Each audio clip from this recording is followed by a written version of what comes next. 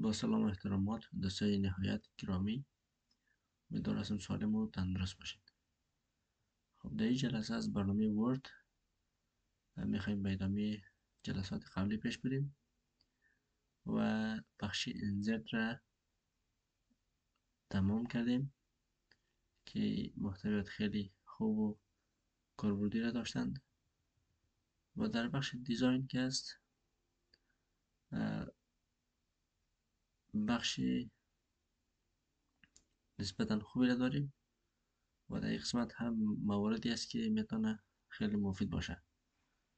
مساوی R A N D قوس باز و قوس بسته. یک بار انتر بزنیم تا یک پاراگراف برای ما بسازه. خب اول از همه یه تیمز است. در بخش تیمز بعضی حالتهای خاصی است که اگر اینا رو خواسته باشیم میتونیم انتخاب بکنیم، هر کدومی که دوست داشتیم روش کلیک کنیم اعمال میشه. وقتی که خواستیم که مثلا به حالت پیشفرض بیاید، از قسمت رسید تیمز فرام تمپلیت، یعنی اینا را از امی تیم از حالت تمپلیتش ریست میکنیم، باز تنظیم میکنیم. هرچی که پیش فرض بود از اولیه بود امور میخوایم که انجام بدیم، یعنی همون چیزی تنظیماتی اصلیش بیاید. بعدش browse from themes، بعض جاها اگر مثلا تیم ذخیره کردگی داشته باشین او رو میتونیم بیاریم. و سیو کردن تیمز، مثلا مثال ما متنش بولد کردیم، یک اشکالی رو آوردیم، رنگ رو خیلی تغییرات آوردیم و بعدش روی سیو کردن تیم وقتی کلیک کنیم یعنی میره ذخیره میکنه و در این لیست اضافه میشه. هر بار خواستیم میتونیم روش کلیک کنیم، مثلا موضوع رو بیاریم و انتخاب بکنیم. و یه هم حالت های متفاوتی است که امو تیم ما میتوند برای خود داشته باشه یا بگیره. و از قسمت روی از که کلیک بکنیم میتونیم که تیم های بیشتری را مورد بررسی قرار بدیم. و از قسمت دوباره reset to the default style set، همون حالتی که از اول ست شده بود تنظیم شده بود حالت پیش فرضش انتخاب میکنه، یعنی به مو با تنظیم میکنه، تنظیماتش اتومات به مو تغییر میده همون چیزی که از اول بود. بعدش که save as a new style set، با عنوان یک استایل جدید ذخیره میکنی، میتونی از این قسمت انجام بدی. او تیمز بود ولی ای بخش استایلش است. او تیمز زمانی بود که یک شکل اضافه میکردیم، رنگ اضافه میکردیم، اینا را تغییرات میوردیم و باز از طریق از تغییرات میوردیم. ولی استایل که هست مثلا این فقط برای متن ها سر کار داره. وقتی میبینید که همشون مربوطه چی میشه، مربوط به متن میشه و میتونیم که تغییرات خاصی رو بیاریم.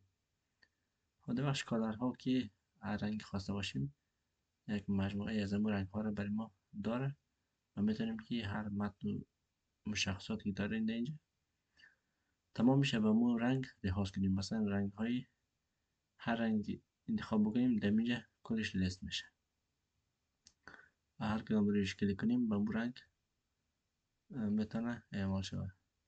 البته بیشتر امو تمرکزش به تایتل یا عنوان و همچنین هیدینگ اولش است.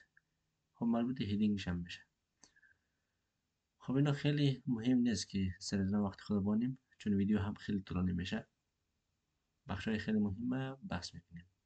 از این قسمت فونت است که هر فونتی خواسته باشیم میتونیم انتخاب بکنیم و فونت عملی میشه و در اینجا همون فونت خودش اعمال میشه و متن خود تغییر میده. هر فونتی خواسته باشیم میتونیم انتخاب بکنیم از قسمت. البته این فقط اینجا نیست، در بخش هوم هم که بریم از قسمت میتونیم فونت تغییر بدیم. ولی هم یک از راههایش است که میتونیم این کار انجام بدیم. بعدش که از پاراگراف اسپیسینگ است که فاصله های پاراگراف تنظیم میکنه، مثلا چقدر زیاد باشه به هر اندازه که ما را پایین و بالا بریم فاصلش کم زیاد میشه. دیفالت خاصی دیفالت کلیکو روی حالت پیش فرض میه. یک مقدار تنظیمات هم داره در قسمت که فعلا چندان مهم نیست، ولی این نسبت به هیدینگ و این مواردی که وجود داره این تنظیم میکنه. مهمترین بخشش امی بخشی اصلیش است، یعنی می اسپیسینگش هست که روی هر کدوم کلیک کنیم میتونیم انجام بدیم. بعدش که از افکت هاست که هر افکتی خواسته باشیم یک شیپ مثلا میاری، شیپ میکشه و میخوای که شیپ چه حالت را داشته باشه نظر دمو انتخاب میکنی.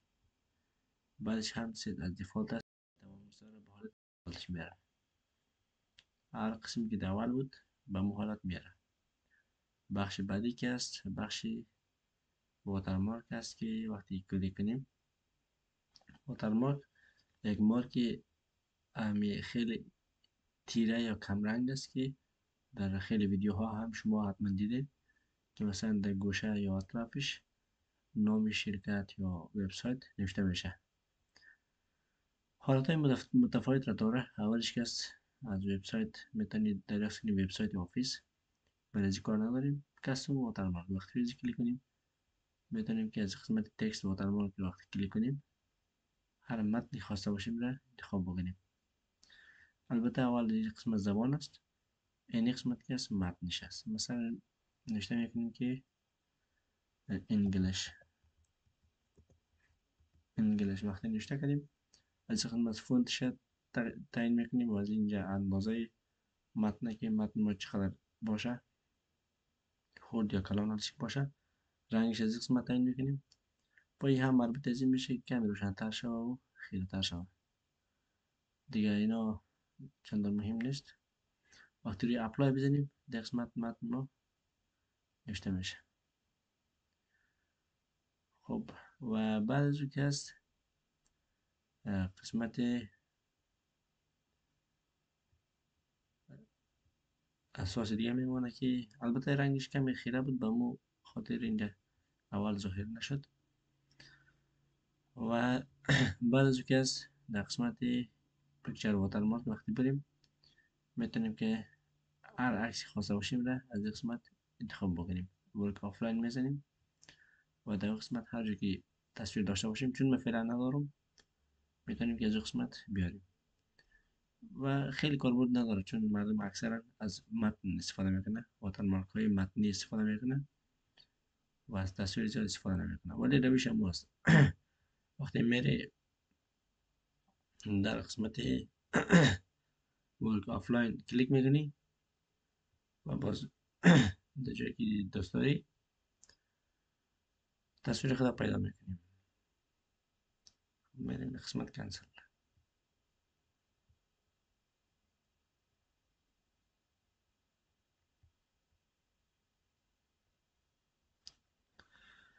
خب بعد این قسمت که است بعد از یک کسب واترمارک رو وقتی انجام دادیم، مثلا واترمارک که خواستیم یا تصویری خواستیم را آوردیم و بعد از که کنسل کردیم میریم در قسمت بعدی ریموو واترمارک. طریقه که بخوایم پس این واترمارک را حذف بکنیم یا راه برگشت ریموو است. وقتی رو کلیک کنیم ریموو میشه، حذف میشه و حالت پیش‌فرض میاد. یا مثلا بعضی وقتا میخوای که یک واترمارک را به طور پیش‌فرض ذخیره بکنی در خود گالریش، از این طریق میتونی انجام بدی. او زمانی است که یک واترمارک را انجام داده باشی و بعدش او را ذخیره بکنی. و بعدش که از قسمت پیج کالر است، رنگ صفحه، هر رنگی که خواسته باشی میتونی کلیک کنی و در این صفحه اعمال شود. و از قسمت هم میتونی رنگ هایی که به طور استاندارد ذخیره میکنی اینجا همون رو هم بیاری. و در قسمت کلیک کنی نو کلر یعنی هیچ رنگ نباشه. و در قسمت مول کلر رنگ های بیشتر که از این طریق میتونی که هر رنگ خواسته باشی را پیدا بکنی و در اونجا استفاده بکنی. حتی کستوم میتونی مثل برنامه‌های گرافیکی مثل فوتوشاپ هم میره اندازه نورش هم تعیین کنی و مقداری رنگش تعیین کنی و استفاده کنی. و بعدش که از قسمت فیل افکت است. فیل افکت چیکار میکنه؟ اولا حالت گریدینت است، یک کلر دو کلر. این حالت رو ببینید دو رنگه میشه، یک رنگ دو رنگ. اگر یک رنگ باشه فقط یک رنگ میکنه، دو رنگ باشه دو رنگ میتونیم استفاده کنیم. در حالت یک رنگ وقتی ببینیم مثلا رنگ گابی انتخاب کنیم، فقط یک رنگ گابی است. و یک قسمت لایت و دارکش تعیین میکنیم که روشن بشه و تاریک به این شکل. بعدش وقتی تو کلرز انتخاب بگیریم در قسمت دو آپشن برای ما میاد. مثلا یک رنگی این رنگ انتخاب میکنیم و دیگه قسمتش از این رنگ استفاده میکنیم. تفاوت کم داره، باید تفاوت بیشتر باشه تا بهتر معلوم شد. این بهتر است. وقتی میبینید که دو رنگ هم استفاده بکنیم اینی حالت میشه. هر دو رنگ رنگ دلخواست و حتی میتونیم از رنگ های بیشتر استفاده کنیم. به طور مثال رنگ سرخ تا رنگ کمی تنوع داشته باشه. ببینید که قسمت میشه. اگر هم رنگ آبی انتخاب بکنیم، رنگ آبی یا از قسمت میتونیم انتخاب کنیم. خب به هر صورتش رنگ انتخاب میکنیم و میبینید که دو حالت دو رنگ به خود داره و حتی میتونیم افقی، عمودی، حالت چرخشی یا هر حالت که باشه تغییر بدیم به حالت ها. هر کدوم کلیک کنیم انجام میشه و وقتی اوکی بدیم در این صفحه مکمل همون رنگ اعمال میشه. خب بعدش که از تکسچر است که یک بافت خاصی رو میتونیم اضافه کنیم. هر کدوم کلیک کنیم میتونیم انتخاب بکنیم یا حتی دیگه تکسچر هایی که در کامپیوتر ما شما باشه از اون میتونیم استفاده کنیم. بعدش پیکچر است که میتونیم سلیکت پیکچر، باز هم از این مراحل پیش بریم و یکی رو انتخاب کرده و اوکی بزنیم. خب هم از این بخش دیگه موضوعاتش خیلی اهمیت نداره، یعنی فعلا خیلی مهم نیست. و بعد از اینکه در قسمت پیج باردر یعنی خطی صفحه در صفحه چه حالتهایی داشته باشه از قسمت تعیین میشه. اینا افکت هایی است که میتونه داشته باشه. باکس است، شادو هست، سایه میشه، 3D است، سیبودی و هم کاستوم. آن روی باکس میریم، یکی رو به عنوان نمونه میگیریم. ما بقیش این چیز است. باکس ما به شکل خط صاف باشه، نقطه چین باشه یا نقطه های فاصله دار باشه، فاصله هایش بیشتر باشه یا به شکل ها باشه. هر کدوم خواسته باشه میتونیم انتخاب کنیم. بعدش که از قسمت رنگ میتونیم هر رنگ خواسته باشه به این انتخاب بکنیم و در نهایت نوبت به ضخامت میرسه که چه ضخامت رو داشته باشه. خودی استایل خطچین، نوعیت خطچین که چه قسم خطچین داشته باشه از قسمت رنگش تعیین میکنیم، از قسمت ضخامتش تعیین میکنیم، از قسمت نوعیت آرت، چون این باز از اینا بیرون است.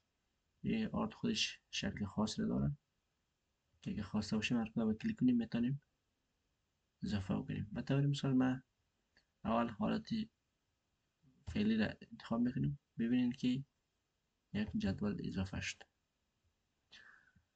زمانی که بخوایم روی آرت کلیک کنیم روی یک از اینا، به طور مثال روی سیب، وقتی اوکی بزنیم با جای از اون این حالت برای ما ظاهر میشه یا پیدا میشه.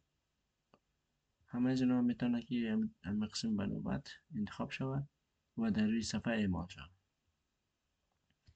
بعدش از این حالت به تمام صفحه امی بخش یا فقط بخش اول از همون صفحه اول فقط امی چیزایی که در می صفحه وجود داره یا در صفحه اول وجود داره همون رو میگه. کدامش؟ ما میگیم تمام صفحه، نمیگیم ای بخش یا فقط امی صفحه. تمام میشه بگیم در 10,000 صفحه هم باشه همهشان هم قسم استایل بده.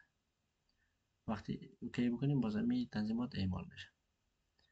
به طور مثال ما تریدی همه انتخاب بکنیم چون نداره فعلا لازم نیست. یکی رو انتخاب میکنیم و از قسمت رنگی به طور مثال از کاستوم بهتر است، رنگ سبز و از قسمت انتخاب میکنیم و میبینید که رنگ سبز رو برای خود گیره. وقتی اوکی بزنیم رنگ سبز اعمال میشه. به همین راحتی میتونیم ضخامتش خیلی زیاد بسازیم تا خوب ضخیم‌تر معلوم شود. خب این هم از این بخش شیدینگ است که مثلا چه قسم شید داشته باشه و رنگش مثلا 50% خاکستری باشه، 5% باشه، 10% باشه و نورش هم بگم منظورش. و الا 100% که بیخی سیاه باشه و یک قسمت کلیر یعنی پاک. 10% انتخاب میکنیم و از این قسمت اتوماتیک کدام رنگ باشه این قسمت استایلش میگه نقطه چین. در خود پاراگراف باشه وقتی کلیک کنیم حالت نقطه چین در به قسمت میاره که هم تا حدی کاربرد است ولی خیلی زیاد نه، مردم زیاد استفاده نمیکنند. بیشترش واترمارک است، پیج کلر است و در قسمت چیزی خیلی مهمی نیست که رویش باید صحبت زیاد شود ولی تا حدی نمی قسمت کاربردی است. این هم از ویدیو ای جلسه. امیدوار هستم که از این هم چیزی را برداشت کرده باشین. در بحث های بعدی نوبت لی اوت میرسه و خب بخش اینزرت را هم تمام کردیم. بعد در بخش لی اوت هم بعضی مسائل است که در جلسه بعد با هم صحبت میکنیم. فعلا وقتتان خوش، موفق، پیروز و سربلند باشید.